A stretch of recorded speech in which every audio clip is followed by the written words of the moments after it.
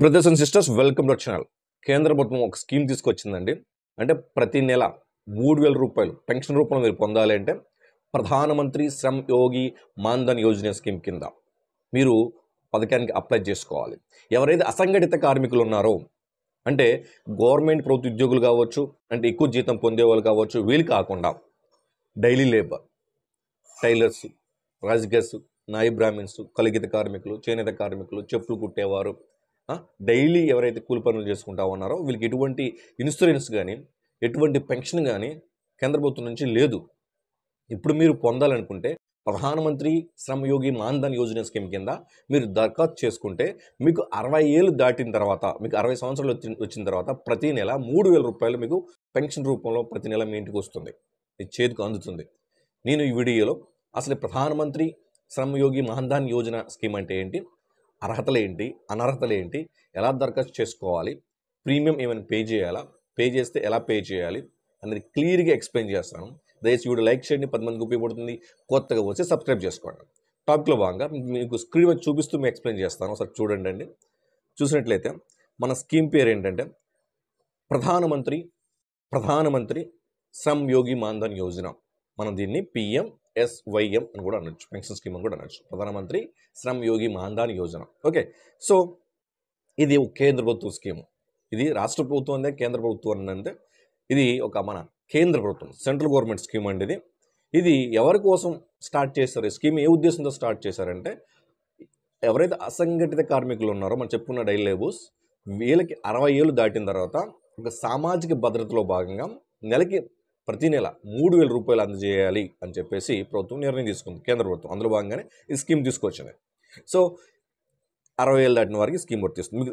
మీకు అర్థమై ఉంటుంది స్కీమ్ ఎవరిని ఉద్దేశించి వచ్చిందో. నెక్స్ట్ చూసినట్లయితే మనము అర్హతలు ఏంటి, స్కీమ్ అర్హతలు ఏంటని చూసినట్టే కనీసం 18, మ్యాక్సిమం 40, కనీస వయసు 18 సంవత్సరాలు, 40 సంవత్సరాలు మ్యాక్సిమం. మనకి అటల్ పెన్షన్ యూజ్ ఒకటి ఉంది, అది నేను డిఫరెంట్గా చెప్తాను. తర్వాత ఈశ్రమ్ కార్డు ఉంది, చెప్తాను క్లియర్గా. సో మీకు కావాలంటే కామెంట్లో చేయండి అన్న, అటల్ పెన్షన్ యూజ్ గురించి చెప్పండి అన్న. మనకి ఏదైతే ఈశ్రమ్ కార్డు ఉందో దాని గురించి పూర్తి డీటెయిల్ చెప్పండి అంటే చెప్తాను. సో నెలకి వయసు 18 నుంచి 40 సంవత్సరాల మధ్య ఉండాలి. నెలకి ఆదాయం 15,000 రూపాయల లోపు ఉండాలి. కుటుంబ ఆదాయము నెలకి 15,000 రూపాయల లోపు ఉండాలి. అసంఘటిత కార్మికులు పనిచేసే వారికి మనం చెప్పిన ఆల్రెడీ, అసంఘటిత కార్మికులు అంటే వీరు ప్రభుత్వ ఉద్యోగులై ఉండకూడదు, ఎటువంటి ఇన్కమ్ ట్యాక్స్ లాంటి పే చేయకుండా ఉండాలి.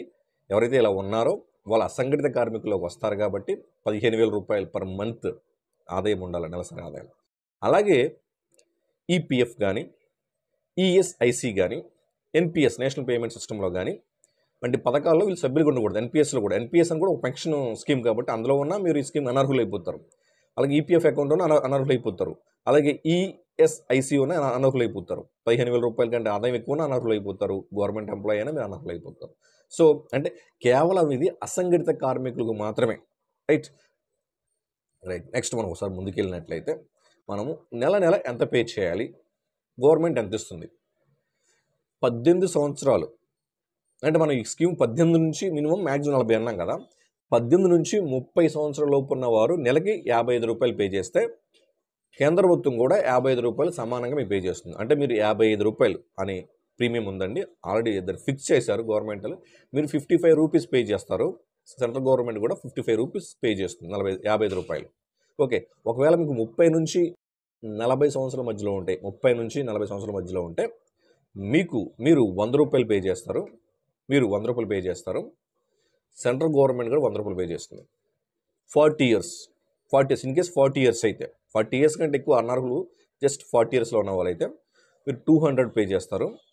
మీరు 200 పే చేస్తే సెంట్రల్ గవర్నమెంట్ కూడా 200 పే చేస్తుంది. మొత్తం మీద కేంద్ర ప్రభుత్వం మీకు 50% పే చేస్తుంది.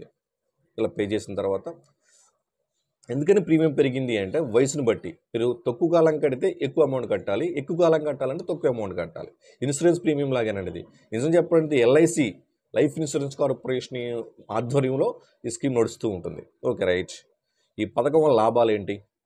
ఈ పథకం వల్ల లాభాలు ఏంటంటే ఈ ప్రధానమంత్రి శ్రమ్ యోగి మాన్ధన్ స్కీమ్ బెనిఫిట్స్ ఏంటంటే మీకు 60 ఏళ్ళు దాటిన తర్వాత నెలకు 3,000 రూపాయలు పెన్షన్ అందుతుంది. 60 సంవత్సరాలు దాటిన తర్వాత మీకు నెలకి 3,000 రూపాయల పెన్షన్ అందుతుంది. సో మీకు ఒకవేళ మీకు రాష్ట్ర ప్రభుత్వం ఎన్టీఆర్ భరోసా పెన్షన్ స్కీమ్ కింద 4,000 రూపాయలు వచ్చిందనుకోండి వృద్ధాప్య పెన్షన్, అదే ఇదే మీకు అర్థమవుతుందా? ఎన్టీఆర్ భరోసా పెన్షన్ కార్డులో ఉన్న 4,000 రూపాయలు వృద్ధాప్య పెన్షన్ మీరు తీసుకోవచ్చు. దాంతోపాటు ఎడిషనల్గా మీరు ఈ యొక్క ప్రధానమంత్రి శ్రమయోగి మహాన్దాన్ యోజన స్కీమ్ కింద దరఖాస్తు చేసుకుంటే ఇది ఒక 3,000 వస్తుంది. టోటల్గా మీకు ఆ 4 + 3,000 7,000 పొందొచ్చు. ఎన్టీఆర్ భరోసా పెన్షన్ స్కీమ్కి ఎటువంటి ప్రీమియం పే చేయాల్సిన అవసరం లేదు. రాష్ట్ర ప్రభుత్వం మీకు ఇస్తుంది. కేంద్ర ప్రభుత్వం కింద మీరు ఇంకో అడిషనల్గా 3,000 పొందాలి అనుకుంటే ఈ స్కీమ్. Okay, right.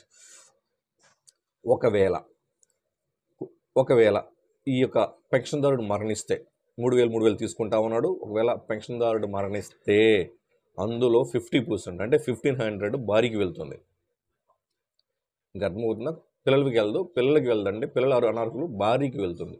50% అంటే 3,000 రూపాయల్లో 1,500 రూపాయలు భార్యకి వెళ్తుంది. రైట్. 60 ఏళ్ళ నిండక ముందే మరణిస్తే అంటే ప్రీమియం కడుతున్న స్టేజ్లోనే 60 సంవత్సరాలు దాటిన తర్వాత పెన్షన్ వస్తుంది. ఓకేనా? సో ఈ లోపలే మరణిస్తే మీకు భార్య పథకాన్ని కొనసాగించవచ్చు. ఒకవేళ వద్దనుకుంటే అప్పటి వరకు ఉన్న అసలు ప్లస్ వడ్డీతో సహా పే చేస్తారు. క్లియర్? ఓకే. నెక్స్ట్, ఎలా దరఖాస్తు చేసుకోవాలి? సార్ దీన్ని ఎలా దరఖాస్తు చేసుకోవాలి అంటే, how to apply Shramyogi Maandhan scheme అంటే దగ్గరలో ఉన్న కామన్ సర్వీస్ సెంటర్ CSC సెంటర్స్కి వెళ్ళి నమోదు చేసుకోండి. ఓకేనా? వాళ్ళకి అవసరమైన పత్రాలు just only Aadhaar card, bank account, mobile number enough. మీకు అర్థమవుతుందా? Bank account, mobile number, Aadhaar card సరిపోతుంది. ఓకే, ఇది మీకు శ్రమయోగి పోర్టల్లో ఆన్లైన్ చేస్తారు. రైట్. సో పథకం నుండి బయటకు ఒకవేళ మీరు స్కీమ్ స్టార్ట్ చేసిన తర్వాత బయటికి రావాలనుకుంటున్నారు, మీరు స్కీమ్ స్టార్ట్ చేశారు, 2-3 ఇయర్స్కి మీకు వద్దనుకున్నారు, బయటకు రావాలనుకుంటున్నారు, అప్పుడు ఏమవుతుంది? 10 సంవత్సరాలు పూర్తి కాకముందు ఉపసంహరించుకుంటే చెల్లించిన మొత్తం ప్లస్ వడ్డీ. మీకు అర్థమవుతుందా?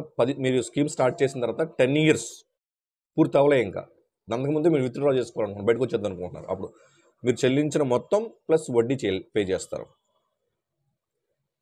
మీకు 10 సంవత్సరాల తర్వాత అంటే 10 ఇయర్స్ వరకు పే చేశారు, 10 ఇయర్స్ తర్వాత విత్డ్రా చేయాలనుకుంటున్నారు, అప్పుడు ఏమవుతుంది?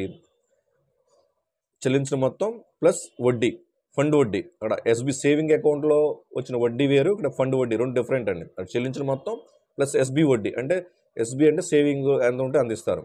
చెల్లించిన మొత్తం ప్లస్ ఫండ్ వడ్డీ, దీనికి సపరేట్ ఇంట్రెస్ట్ పెరుగుతుంది. మీకు అది అర్థం చేసుకోవాలి. అలాగే ఏ పత్రాలు అవసరం అని చెప్పుకున్నాము, Aadhaar card, bank account, mobile number అని చెప్పేసి. ఇది సెంట్రల్ గవర్నమెంట్ స్కీమ్ అంటే మీరు అర్థం చేసుకోవాలి. ఇది కేంద్ర ప్రభుత్వ scheme. LIC life insurance corporation of India ఆధ్వర్యంలో ఈ Pradhan Mantri Shram Yogi Maandhan Yojana scheme, PMSYM scheme, pension scheme ఏదైతే ఉందో అసంఘటిత కార్మికులకు మాత్రమే చెప్తున్నా మరి నేను. సో నేను చెప్పిన ఎలిజిబిలిటీ చూడండి, మీరు కామన్ సర్వీస్ సెంటర్స్కి వెళ్ళి అప్లై చేసుకోండి. మీకు ఉన్న వయసును బట్టి ప్రీమియం పే చేయండి. 65 సంవత్సరాలు దాటిన తర్వాత నెలకు 3,000 రూపాయల పెన్షన్ పొందండి. మీరు ఒకవేళ 60 సంవత్సరాల తర్వాత పెన్షన్ తీసుకుని మరణించినట్టు మీ భార్యకి 50% పెన్షన్ అమౌంట్ వెళ్తుంది. ఎన్టీఆర్ భరోసా పెన్షన్ స్కీమ్ కాకుండా అది అడిషనల్. ఓకేనండి? సో ఇక నోట్స్ని కామెంట్ ఆన్సర్ చేస్తాం. అందరూ బాగుంటారు, అందరికీ మంచి జరగాలి. జై హింద్.